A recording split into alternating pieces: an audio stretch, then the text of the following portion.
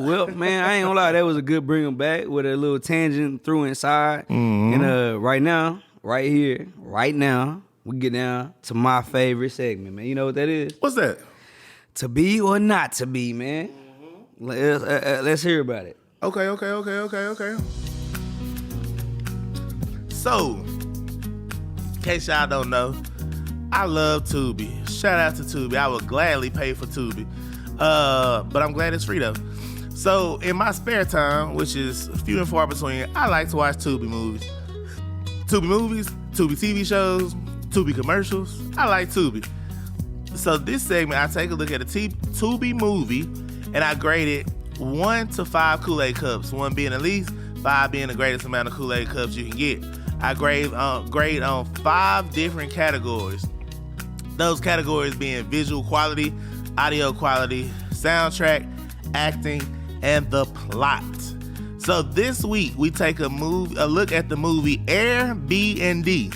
I said B&D, not B&B. So it's a pretty cool movie, man. It's actually based loosely on a few true stories.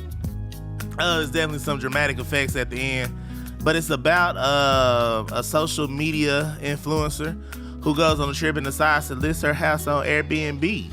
She lists her house to a guy named Joe, I believe. Joe comes, have her sign a document when she's on her way out to the airport running late.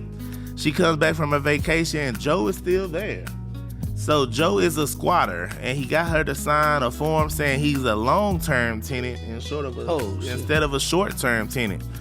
So the movie... she didn't read the form? She didn't. She was on the way out the door, finna be late. So the movie is about her, going through, unfortunately, it's not a criminal case, it's a civil suit. So she has to go through the whole process to evict him since he's legally a tenant. But needless to say, it's a lot of twists and turns that goes on with that.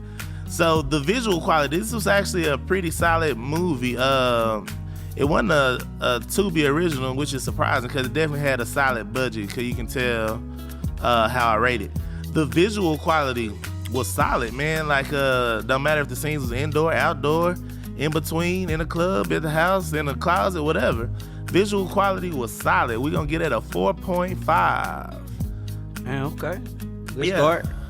Audio quality was the same. Like, it didn't have to have any closed caption on. It was a lot of whispering.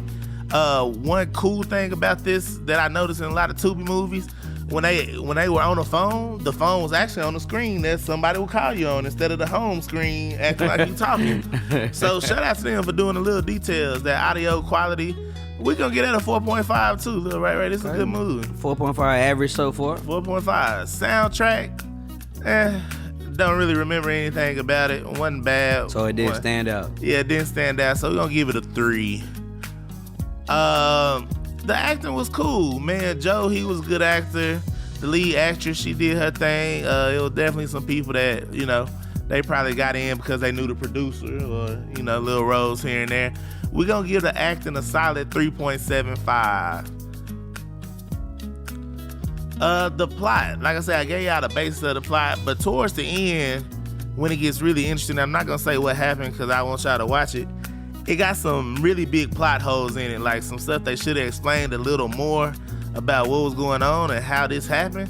So I'm gonna have to get at a 3.5. So we add those up and divide that by 5.